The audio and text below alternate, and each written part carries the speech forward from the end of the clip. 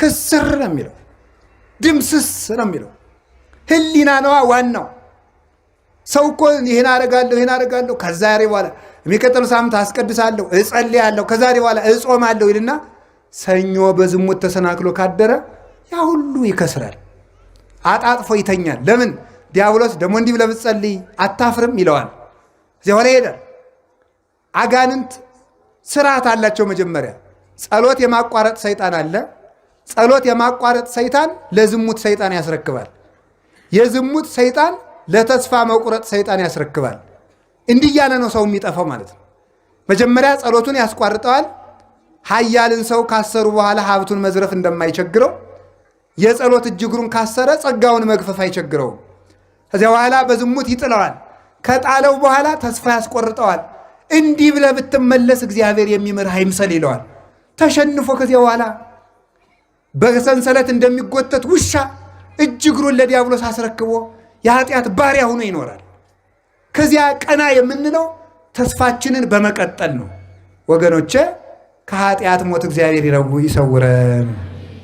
ምን አላችሁኝ? አሜን በሉ እንጂ። ምን አላችሁኝ? ንጽህና ምንድን ነው አልኳችሁ? ገንዘብ። እስኪ በሉ እንጂ። ገንዘብ ነው። ገንዘባችን ከማባከል ይሰውረን። ትልቅ ገንዘብ ነው። ወላዲተ አምላክ እግዚአብሔርን የቻለችበት ገንዘቧ ንጽህናዋ ነው። እግዚአብሔርን የቻለችበት ገንዘቧ ንጽህናዋ። ሌሎችም ቅዱሳን ከንፍር ውሃ በሰማይ ከሰባት መስኮት በምድር ከሰባ ከሚፈላ የንፍር ውሃ ኖህን ያወጣው ንጽህናው ነው። ኤልያስን ከሞት የሰወረው ንጽህናው ነው። ሄኖክን ከሞት የሰወረው ንጽህናው ነው። እዝራን ከሞት የሰወረው ንጽህናው ነው። የሆኑ ባይታዊ ተከታይ ስለሆናችሁ፣ የሆነ መነኩሴ አጨብጫቢ ስለሆናችሁ ከሞት አታመልጡም። የምታመልጡት ንጹህ ስትሆኑ ነው። ራሳችሁን አንጹ። በብልጣ ብልጥነት የሆነ ገዳም ሄደህ እንተ ያለ ሀገር የሄደ የ40 ቀን ሕፃን ይሆናል። አይሆንም። ንስሐ የገባ ነው የሚሆነው። እንዲህ ያለ ገዳም ይዞ ጠበል የተረጨ ሰው እንደ 40 ቀን ሕፃን ይሆናል። አይሆንም። አባ ገሌ ቅባ ቅዱስ የቀዱስ ሰው እንደ 40 ቀን ሕፃን ይሆናል። አይሆንም። ራስን ማንጻት ነው። ክፋትን ማቆም ነው። ከውስጥ የደለበውን ኃጢአት በንስሐ መንጥቆ መጣል ነው። ያ ንጽህና ገንዘባችን ነው። በሞት ያፈርሰውን። ንጹህ ሰውነታችሁን በስካር አታባክኑት። ንጹህ ሰውነታችሁን በሐሜት አታባክኑት። በጥንቆል አታባክኑት። በማይረባ ነገር ለነፍሳችሁም ለስጋችሁም በማይጠቅም ነገር ንጽህናችሁን አታባክኑ። ንጽህናችንን ከማባከን ይሰውረን። ሀብት የሚሰበሰበው በንጽህና ነው። የቅድስና መጀመሪያ፣ የሀብት መጀመሪያ፣ የእውቀት መጀመሪያ ንጽህና ነው። እውቀት የሚገለጠው ለንጹሐን ነው። ፈውስ የሚሰጠው ለንጹሐን ነው። ጸጋ የሚበዛው ለንጹሐን ነው። ገንዘብ የሆነ እንደሆነ የሚበተነው ኃጢአት ነው የሚበትነው። ስለዚህ አዳምን የሁሉ ነገር አመጣበት። ለእኛም እንዲህ ያለ መከራ ከመምጣት ይሰውረን። እንዲህ ያለ ይሰውረን። ለሰው ልጅ እግዚአብሔር የሰጠው ሌላው ሀብቱ ሰውነቱ ነው። እስኪ ሰውነቱ በሉ። ምን አላችሁኝ? ሰውነት ሀብት መሆኑን አይታችሁ ታውቃላችሁ? አንዳንዱ ሰው እኮ ከበርኩ የሚል እኮ ማለት ነው ጥቂት እንደው ጠርቀምቀም ሚስል ባንኩ ላይ ያለውን አካውንት እኮ አይቶ ነው። እጅ እግር እንዴት ያለ ሀብት መሰላችሁ? አባክነ ነው እንጂ እንዴት ያለ ጸጋ መሰላችሁ? አይን እንዴት ያለ ሀብት ነው! እንዴት ያለ ሀብት! ዳንኤል ባቢሎን ተቀምጦ እግዚአብሔርን ያየበት እኮ አይን እኮ ነው። ዮሐንስ ወልደ ነጎድጓድ ታስሮ እግዚአብሔርን ያየበት እኮ አይን እኮ ነው።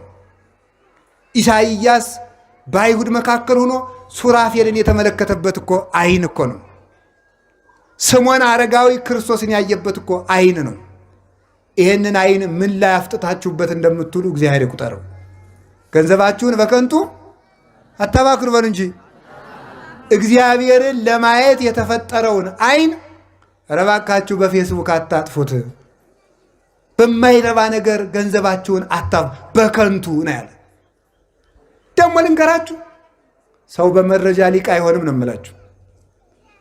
ሰይጣን ምን ያደርጋል መስላችሁ? ኢንተርኔት፣ ፌስቡክ፣ ዩቲዩብ ውስጥ ያስገባና እስቲ መረጃ ለአንዳንድ ነገር ጥሩ ነው ስትጎረጉር አንተ ዩቲዩብ ስትጎረጉር ዩቲዩብ ህሊናህን ሲጎረጉር ዋሻህን ትቀራለህ።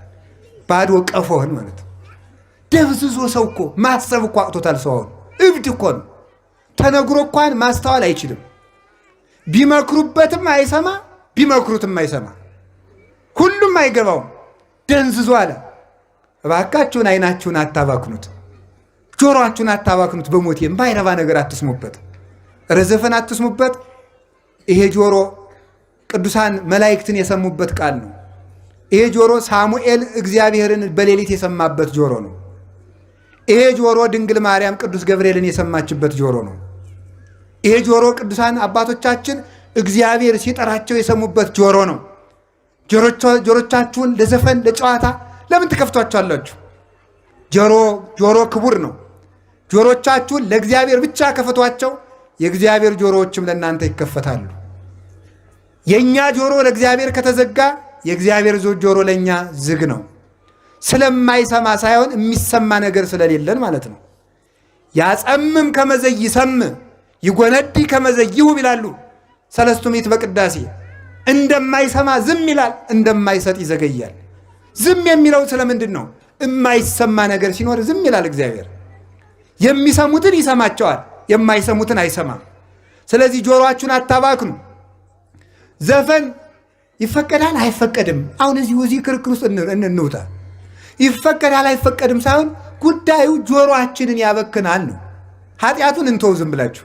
ኃጢአት ነው ዘፈን። እንዲያው ከዚያ በታች ግን ጆሮአችን እንዴት ነው በዘፈን? እኔ እኮ አሁን እስቲ ሌላውን ተው እሺ። ያላገባው የሴቱ በቱና አሁን ያገባችሁ ሰዎች ለሆነ ሰው እየተዘፈን እንዲያው የምትሰሙ ለሆነች ሴት ምን አርግ ብላችሁ ነው? እንዲያው ይገርመኛል እኮ እኔ እንዲያው እኮ አይገርም። አንድ ጊዜ የዘፈናችሁላትን ሰው አግኝታችኋል። ምን ባሉኝ ነው እንደው የምትዘሉት ማለት ነው? እንዲያው ይገርመኛል። ማምላገር ሰው ለማያውቃት ሴት በተዘፈነ ዘፈን ሲዘል ያድራል እንዴ? ይህ ነውር እኮ ነው። ይሄ እኮ ጅልነት እኮ ነው። ይሄ እኮ መባከን እኮ ነው። ኧረ በሞቴ ስሙኝ። አሁን ዘንድሮ በየቦታው በጦርነት የረግፉትን ወንድሞቻችን ታውቃላችሁ አይደለም? በቀኝም በግራም። መጀመሪያ እኮ ሰይጣን ምን አድርጎ መሰላችሁ? 40-50 ዓመት አይምሯችን አባክኖ ነው ዛሬ በጦርነት የሚያባክነን። መጀመሪያ አባክኖናል። ንጽህናችን አባክኖታል። ሰውነታችን ባክኗል። ይሄው ተነግሮ የማይሰማ ሰው መግደልም በቃኝ የማይል ወጣት ተፈጠረ። ስለባከናችሁ ነዋ። በኳስ ፍቅር ጠልፎ ሲደነዝዝ የኖረ እንዴት ብሎ ይሰማል? ስለዚህ መጀመሪያ ስለደነዘዝ አባከነንና ደግሞ አሁን በጥይት ያባክነናል። ስለዚህ ጆሮአችሁን ጠብቁት። ለምንም ነገር እንኳን ክርስቲያን አንድ ፈላስፋ ያለውን እንገራችሁ። አንድ ፈላስፋ የሆነ ሰው እየሮጠ ሄዶ አንተ አንድ ነገር ልነግርህ ነበር አለው። ቆይ ሳትነግረኝ 3 ጥያቄ ልጠይቅህ አለው። አንደኛ የምትነግረኝን ነገር አይተኸዋል ወይ? አላየሁትም። ሁለተኛ የምትነግረኝ ነገር እውነት ነው ወይ? እኔ እንጃ። ሶስተኛ የምትነግረኝ ነገር ስለ ጓደኛዬ ክፉ ነገር ነው ወይ? አዎ። እንዳትነግረኝ በሕግ አምላክ ብሎ ሰደደው ይባላል። ምንም ለማይጠቅምን ነገር ማለት ምንም። አሁን ሰው የሚያወራው ነገር እኮ ይገርማቸዋል። አንዳንዱ ሰው የጦር ጄኔራል ሆኖ ያድራል። አንዳንዱ ኮማንደር ይሆናል።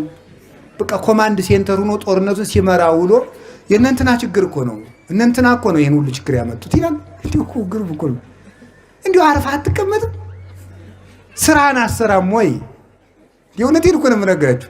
ዝም ብለን የራሳችን ስራ ማንሰራ ማስተካከል እንዲሁ በዚህ ዓለም ላይ ጅል ማለት በማያገቡት የሚገባ ነው ማለት ነው። ስለ ሀገራችን ጉዳይ አንቆርቆር እያልኳችሁ እንዳይመስላችሁ። እንደ ጭልፊት አጥንት ይዛችሁ እንዳትሮጡ፣ ሞጭላፊ አትሁኑ። እኔ ያልኩት ምን ማለት ነው? አንድ ሰው ምን ማድረግ ይችላል? በሀገርም ሆነ በጎረቤት ወይም በራሱ ችግር ሲፈጠር እነገሌ ለምን እንዲህ አደረጉ ሳይሆን የሚለው ምን ማለት ነው? አሁን እኔ ምን ማድረግ እችላለሁ ነው። እስኪ በሉ ሁላችሁም በሉ እንጂ ሁላችሁም። አሁን እኔ እሺ ምን ማድረግ እችላለሁ? ምንም ነገር ሲፈጠር ሁልጊዜ የራሳችሁን ድርሻ ነው መስራት። የሰዎችን ጉዳይ በመብጠልጠል አሁን ብርግብነ ፓትርያርኩ ምን እያደረጉ ነው በዚህ ሰዓት? እንዴት ሊቀ ጳጳሱ ዝም ይላሉ? እንዴት አንተ ዝም አልክ? መፈጠር ያለበት ራሳችን ምን እያደረግን ነው? ሀገረ ስብከት ምንድን ነው ያደረገው? የሆኑ ማህበራት ምንድን ነው የሚሰሩት? እዚያ ተጎልተው ሚል ሰው አለ። አንተ ምን እያደረግክ ነው? ሰው መስራት ያለበት የራሱን ነው። የራሳችን ስራ እንድንሰራ አምላከ ቅዱሳን ይርዳን። ስለዚህ ያባከነው ጆሮ አለ፣ ያባከነው እጅ አለ። በዚህ እጅ አባቶቻችን የሐዋርያው የቅዱስ ቶማስ እጅ ከተቆረጠች በኋላ ምን አድርጋ ነበረ? እሱ ሞቶ ከተቀበረ ሰማዕትነት ከተቀበለ በኋላ በዓመት እየተገለጠች ታቆርብ ነበረ። ከሞተ በኋላ ማለት ነው። የቅዱሳን እጅ ሙቶም ይሰራል፣ የእኛ እጅ ደግሞ ሙቶም ይበጠብጣል። ብዙ ሰዎች እኮ ሙተው በቁማቸው የገመዱት ገመድ ነው ዛሬም እየጠለፈ የሚጥል። ሙተውም እጃቸው ረጅም የሆኑ ሰዎች አሉ። ቅዱሳን ደግሞ ሙተውም እጃቸው ሕይወት ይሰጣል። ቅዱስ ሉቃስ ወንጌልን እየጻፈ ሲያስቸግር ንጉሡ የዚህን ሰው እጅ ካልቆረጥኩ አላርፍም ብሎ ቆረጠው። እመቤታችን የብርሃን እጅ ቀጠለችለት። የእኛ እጅ በምን እንደሚቆረጥ ተመልከቱት። ቅዱስ ዮሐንስ ዘደማስቆ ስዕል እየሳለ የቅዱሳንን ስዕል እየሳለ ቢያስቸግር ንጉሡ እጁን ቆረጠው። የቀኝ እጁን ቆራጣ በግራ እጁ ይዞ ሄደና ከእመቤታችን ስዕል ያንቺን ስዕል በሳልኩ እጄ ሲቆረጥ ዝምታ ያለሽ አላት። እመቤታችንም ቀጠለችለት። አሁን የእኛ እጅ ምንድን ነው ሲሰራ የሚውለው? ይሄ እጅ እኮ እኔ ይገርመኛል። የድንግል ማርያምም ስም እጅ ተባለ፣ ሌላ ስም ጠፋ። ምን ይደረግ? መለኮትን የታቀፈች የእኛም የሌቦቹ እኩል ስም አግኝቶ እጅ ተባለ። ዓለምን የቀደሱ የክርስቶስ አካላትም እጅ ተባሉ፣ ሌላ ስም የለ። ሰው የቋንቋ ድሃ ሆነና የእኛም የርኩሶቹ እጅ ተባለ። እጃችን መንጻት ይጠበቅበታል። በሰው ላይ ከመቀሰር፣ ያልተፈቀደለትን ከማንሳት፣ የሰውን ደም ከማፍሰስ፣ ሰውን ከመቀማት፣ ያልተፈቀደለትን ከማንሳት፣ ከዚህ መንጻት አለበት። ከንፍገት መንጻት አለበት። ከስንፍና መንጻት አለበት። የአቡነ ሳሙኤል ዘዋልድባ እጅ ዋልድባን መሬቲቱን እንደ መሶብ ብድግ አድርገው ለሥላሴ ያስባርከዋል። መሬትን ብድግ አድርገው እንደ መሶብ የሚያስባርኩ እጆች ነበሩ። የሙሴ እጆች ተዘርግተው ሲቆሙ የእስራኤል ጠላት በሙሉ እንደ ቅጠል ይረግፉ ነበረ። የሙሴ እጅ ብቻቸውን ሲዘረጉ የኢየሱስ ክርስቶስን እጅ ስለሚወክሉ ሙሴና አሮን ሙሴ እጁን ሲዘረጋ እስራኤል ያሸንፋሉ፣ ሲያጥፈው ይሸነፋሉ። ከዚያ በኋላ ምንድን ነው የተደረገ? አሮንና ሆር የሙሴን እጅ ተሸክመው ዋሉ። ሲደክማቸው ድንጋይ ኮልኩለው አስደገፉ የሙሴን እጅ። ክንደ ብርቱ ነው ሙሴ። ያ የሙሴ እጅ የተሸከመ ድንጋይ ቅዱስ መስቀል ነው ይላል። የሙሴ እጅ የክርስቶስ እጅ ነው። ሙሴ እጁን ሲዘረጋ እስራኤል እንዳሸነፉ ክርስቶስ እጆቹን በመስቀል ላይ በመዝገር ዘርጋቱ እኛ አጋንንትን ድል ነሳን። እነዚህ እጆች ናቸው ያዳኑ። የክርስቶስ ኦአይዳ ወለላሃኳሁ ለአዳም ተቀነዋ በቅነዋተ መስቀል። አዳምን ያበጃጁ እጆች በችንካር ተቸነከሩ። ወዮ እሱ እጆቹን ሲቸነከር የእኛን ጠላት ዲያብሎስን በሳት ዛንጀር ቸነከረልን። እሱ እጆቹ ላይ ሲቸነከር የእኛን ስም በሕይወት መጽሐፍ ጻፈ፣ በደሙ አተበን። እጅ ይህንን ይመስላል። እጅ ክርስቶስን የሚመስል ነው። ኧረ እጅ እንደዋዛ ረከሰ። እጆቻችንን ከማርከስ ይሰውረን። ይህ በእጆቻችሁ ላይ ያረጋችሁት ድሪቶ ነገር መወገድ አለበት።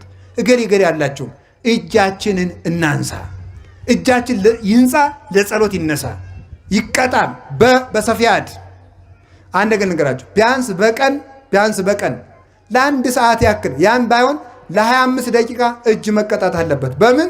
በሰፊህ እጅ ብታሰናክልህ ካንተ ቆርጠህ ጣል ማለት እጅህን በመዘርጋት ቅጣው ማለት ነው። ዘርግተህ ጸልይ። ዓይን ባክኗል፣ እጅ ባክኗል። እግር እኮ የምን ምሳሌ እንደሆነ ብነግራችሁ በጣም ትደነቃላችሁ።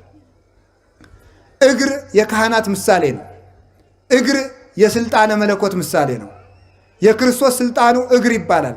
ጠላቶችን በእግርህ እስከምትገዛ ድረስ ይባላል። ስልጣን ማለት ነው። መዝሙር 109 ላይ ንበር በየማኔ እስካገባውም ለጸላእትከ ታሕተ መክየደ እገሪከ። ስለዚህ የተባለ የክርስቶስ ጠላት ጠላቶችን በእግር ትገዛለህ እስከምትገዛ ደርሰህ። የክርስቶስ ጠላቶች መናፍቃን አጋንንት ናቸው፣ አይሁድ ናቸው። በእግሩ ማለት በስልጣኑ ነው። እግር የመለኮትን ስልጣን ነው የሚወክለው። እግር የሐዋርያትን ስልጣን ነው የሚወክለው። እግር ቀሳውስትን ነው የሚወክለው። እግር ዲያቆናትን ነው የሚወክለው።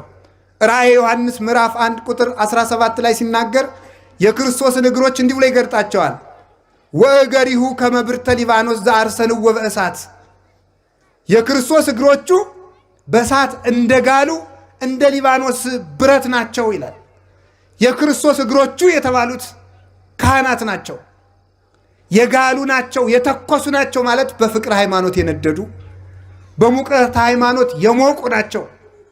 ሙቀት ሃይማኖት፣ ሙቀተ ጸሎት ያላቸው በቃለ ስልጣናቸው፣ በግዘታቸው፣ በጸሎታቸው፣ በቅዳሴያቸው፣ በመስቀላቸው አጋንንትን የሚያቃጥሉ ናቸው። እግር አላቸው ክርስቶስ አጋንንትን በካህናት ይረግጣልና፣ አንድም ለስብከተ ወንጌል ይፋጠናሉና፣ አንድም ለተልእኮ ይፋጠናሉና እያሉ አባቶቻችን ተርጉመውታል። አንድም የዲያቆናት ምሳሌ እያሉ ተርጉመውታል። ለስብከተ ወንጌል ስለሚፋጠኑ፣ ለተልእኮ ስለሚፋጠኑ፣ አጋንንትን ስለሚረግጡ ካህናት የክርስቶስ እግሮች ተብለው ይጠራሉ። እግር የተባለ ይሄ ነው።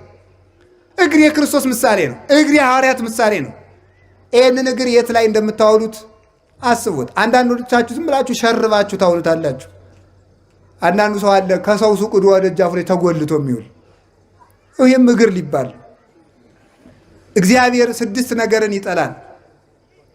ሰውን ከፍ ዝቅ አድርጋ የምታይ ዓይን፣ ክፉ የምትሰማ ጆሮ፣ የሰው ደም የምታፈስ እጅ።